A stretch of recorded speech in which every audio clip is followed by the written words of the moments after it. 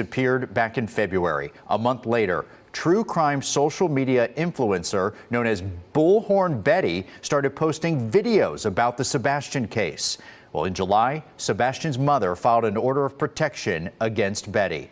Then the following month, Betty, whose real name is Andra Griffin, was arrested, and that was for violating that order. So all of that brings us to today, where News 2's Caitlin Quisenberry is outside the courtroom after the judge ruled in favor of another protection order, and this is for Sebastian's stepdad. In this temporary order of protection obtained by News 2, Christopher Proudfoot claims that Andra Griffin stalked and harassed him and his family. The defense for Griffin argued for the First Amendment rights of the YouTuber, saying she expresses only her opinion and has covered multiple missing persons cases in a similar matter.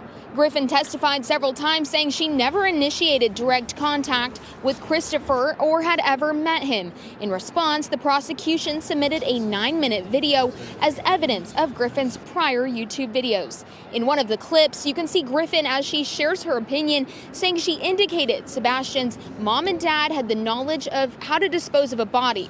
She added she believes they may have had something to do with Sebastian's disappearance. It is important to note that law enforcement has not said any foul play was involved in the disappearance of Sebastian. Christopher took the stand next, saying he felt threatened by Griffin. When your client goes to my job, my house, my campsites, yes, that is stalking. Beyond that you just testified to, have you ever spoken or communicated with Mr. Proudfoot in any form? No, sir. Do you recognize him?